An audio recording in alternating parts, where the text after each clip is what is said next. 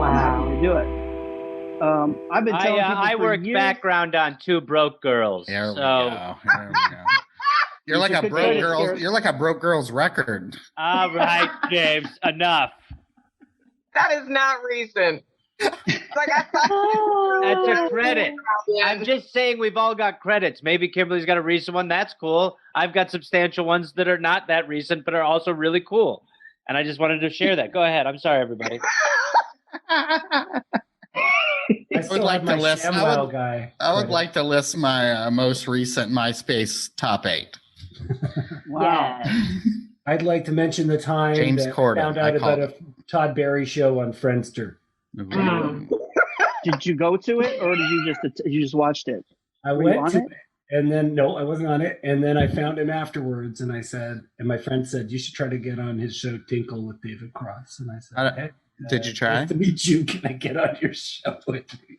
In New York. I was in Toronto, and I am in Toronto, and he was like, I don't know, man. Todd Barry? Did you say you will be dead in 3 years? Yeah, did you give him the old zinger?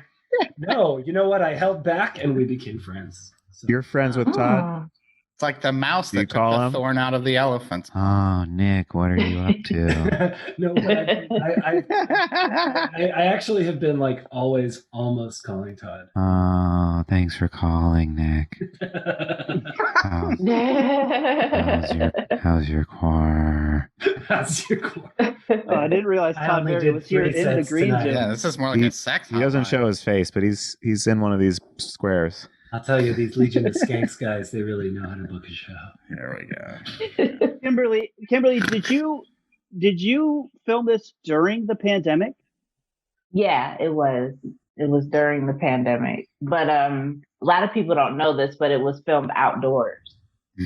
What? No. Yeah, I swear to God. It was outdoors in Long Beach, at the Long Beach Convention Center. We were like on the patio. Oh, cool. So they made it look like we were indoors. A lot of people don't know that. So, yeah. That's crazy. And also to call the show They Ready in a year when no one has got any practice in stand-up. And nobody's ready. That's fucking nuts. Yeah. That's so much pressure. Yeah. I got, You know I what, got though? booked on They Lazy. They lazy.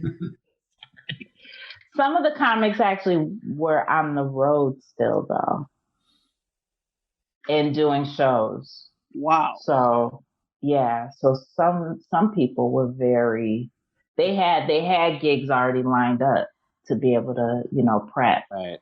Yeah. I was scurrying. Yeah. Like, how did you prep? Yeah. Did you get any like outdoor shows before that? I did actually. Before I got the call from Tiffany, I did a show at UCLA, like outside, like an outdoor show.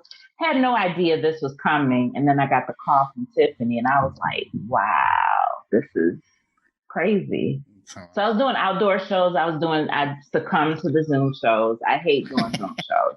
I don't know how you guys feel about them, but I hate everyone here.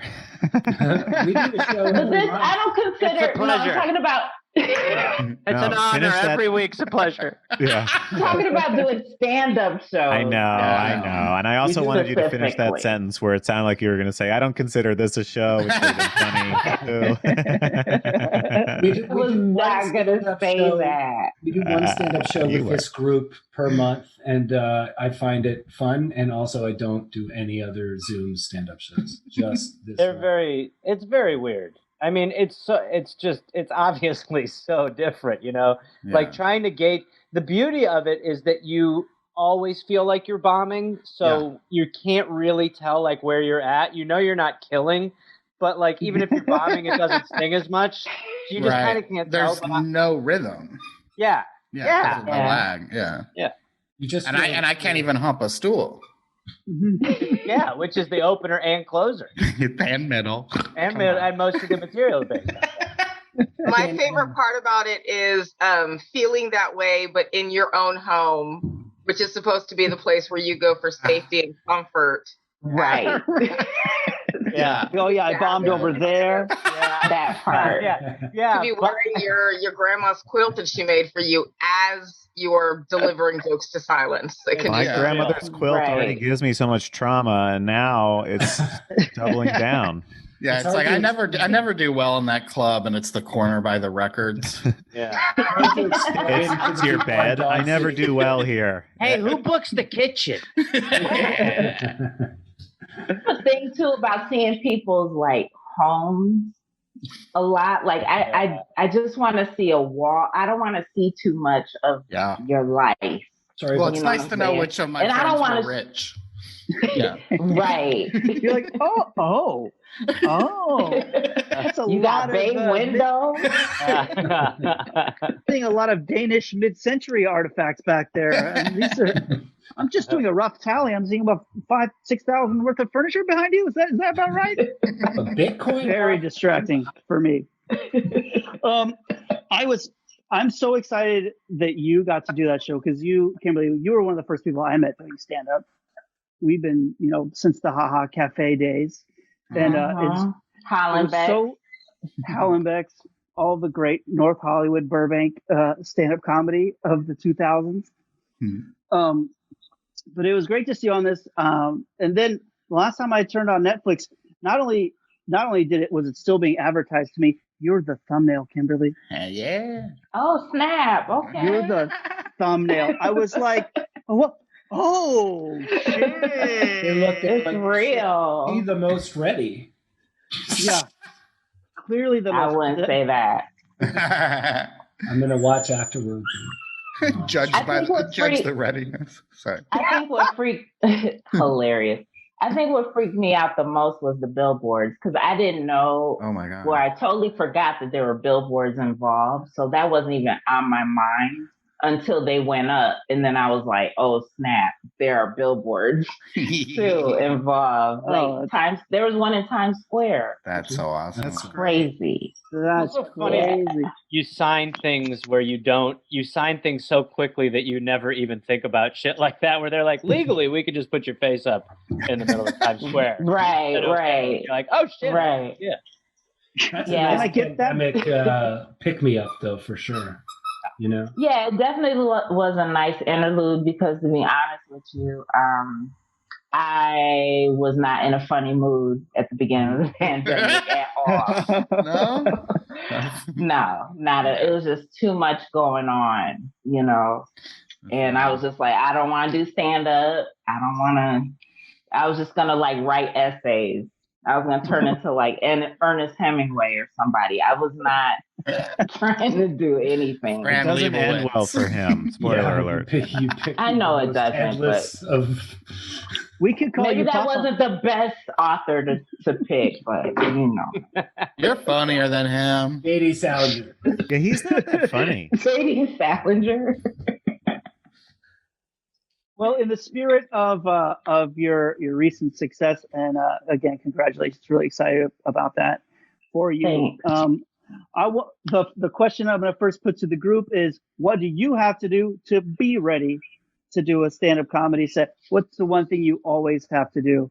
I'll go first. I always have to stand up for the half hour before doing stand-up. I really can't sit down before I do stand-up. You stand up off stage too. Oh yeah. I'm telling Gareth, I'm running whole bits I'm running chunks. These aren't bits. Oh, you're a chunk runner? Yeah. only with Gareth. Chunk runner. Yes, wait a minute. What do you mean? What do you mean by you got to stand up for a half an hour before? Literally? Are you pacing? Maybe pacing, more even if it's just shifting my weight from one foot to the other. I feel like sitting down like this, I just feel all the comedy falling out of my ass. Like this, I feel so unfunny sitting down. This is between sitting down and seeing myself the whole time. Doing comedy is oh man, I'm much less funny in this situation. Yeah, I always go gallery and I never look at my square. Oh, genius. I just do it to my square. I've seen you zone out. She's funny and she's cute. Look at her. You gotta keep the Maggie, so you're on your picture, just one singular square? Sometimes I'm like, I don't want to sit here and watch like Carol Ann or whoever. Wow, like, Carol Ann. Boom. She Greg's the patron Jennifer over here. Bixby, like looking at her phone. I'm just like, Jennifer. I love that these are actually real names. There's a real I also do Zoom stand-up shows to Maggie's Square only. Greg, that's a little weird. That sounds a little Me Too-ish. Me Too-ish. Me too. That's my style. Is Me Too-ish, but not full black. Me kinda. He slides. You're in the yellow zone. Greg Barris, what do you have to do to be ready for a stand-up comedy performance? Let's see. I'm sure most of us do it, but I have to write down my set list, even though it most likely is me writing the same thing that I have on like 1,000 pieces of paper exactly the same way. I write it down really small, and then I fold it up perfectly, and then I fold that, and then I put it in the palm of my hand, and then I put that in my pocket, and then I don't ever look at it once. I thought you were going to say, and then I put it in one of those lanterns that fly off into the sky. I got a kite at set list every time. And Howard Kramer does the same thing. He does the same thing where he takes it, writes it, folds it up smaller and smaller, and then doesn't use it. I think that there's probably a bunch of comics that do this. It's like I know that it's in my pocket. I know I have it memorized. I don't need it. It's there if I do need it. It's like, you know, all these movies about like a young wizard, and she realizes, I didn't see wizard coming. I didn't need somehow. I didn't need that dragon claw the whole time. The magic was inside me. Yes. That's your magic feather. That's my magic feather. It's beautiful. It's your magic claw. How My did magic dragon's to claw. do that? She was like, just write your lines down and put it in your pocket, and like, it's a psychosomatic kind of a thing of like, I know I have it with me, so there's like nothing. And you literally like learn. Some people learn. I've always found I learn by writing. Like the more I write something out, the more it sticks in my brain. Yeah. I don't. Maybe it's the act of it, or I don't know. I would have books of like pretty much the same set list, like word for word sometimes. Yeah. But yeah, that's. It's just not healthy. We don't want anyone to ever examine our joke notebooks. That's unhelpful, and will not shine a positive light on our lives or mental state. Out of context, that's like a recipe book of a psycho. Yeah. It's just like out of context, those things are so. Even sometimes I'll look down at a set list and I'll be like, I mean, it's like even a hacky joke, but I will be like, this is a crazy list of things to just be like, these are my targets. I'll be like, what is Eye of Newt? This is a witch's recipe. Oh my Lord. To see the full episode, support the show at patreon.com/InTheGreenZoom.